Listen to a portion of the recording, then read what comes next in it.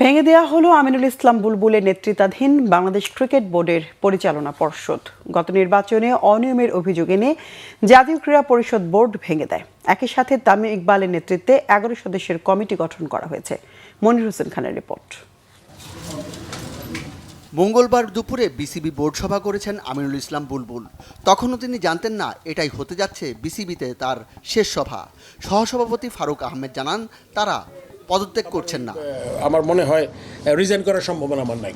তাদের আর পদ ছাড়তে হয়নি। ঘণ্টাখানেক পরেই সংবাদ সম্মেলন করে বোর্ড ভেঙে দিয়েছে জাতীয় ক্রীড়া পরিষদ। এনএসসি পরিচালক আমিনুল আহসান জানান বিসিবি নির্বাচনে ব্যাপক অনিয়ম প্রভাব খাটানোর প্রমাণ পেয়েছে তদন্ত কমিটি। বর্তমান বিসিবি কমিটি গঠনে নির্বাচন প্রক্রিয়ায়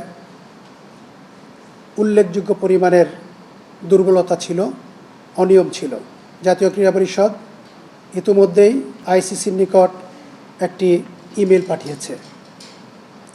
সেই ইমেলে এই কমিটিকে ভেঙে দেওয়ার সিদ্ধান্ত জানানো হয়েছে। বিসিবি নির্বাচনের সাবেক যুব ও ক্রীড়া উপদেষ্টা আসিফ মাহমুদ সজীব ভুঁইয়ার অযাচিত হস্তক্ষেপ ও প্রভাব খাটানোর অভিযোগ করেছে এনএসসি গঠিত তদন্ত কমিটি। তখনকার স্পোর্টস অ্যাডভাইজারের পছন্দের প্রার্থীদের নির্বাচনের বিভিন্ন ধাপে অনৈতিক সুবিধা দেওয়া হয়েছে, যার মধ্যে রয়েছে সময়সীমার পরে মনোনয়ন গ্রহণ, ভোটার তালিকার আগাম প্রবেশাধিকার, বেআইনি প্রচারণায় সহায়তা ইত্যাদি। বিসিবি বোর্ড ভেঙে দিয়ে 11 সদস্যের অ্যাডহক কমিটি গঠন করেছে এনএসসি। এই কমিটির দায়িত্ব 3 মাসের মধ্যে নির্বাচন আয়োজন করা। একটি 11 সদস্য বিশিষ্ট অ্যাডহক কমিটি গঠনের কথাও জানানো হয়েছে।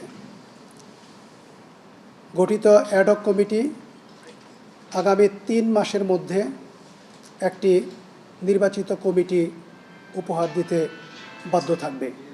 অ্যাডহক কমিটির সভাপতি তামিম ইকবাল, তার সঙ্গে আছেন সালমান ইস্পাহানি, ফাহিম সিনহা, মিনহাজুল আবেদিন নান্নু, আতার আলী খান, মির্জা ইয়াসির আব্বাস, সাইদ ইব্রাহিম, ইসরাফিল খসরু, রাশনা ইমাম, রফিকুল ইসলাম বাবু ও তানজিল চৌধুরী। মনির হোসেন খান, বাংলা ভিশন, ঢাকা।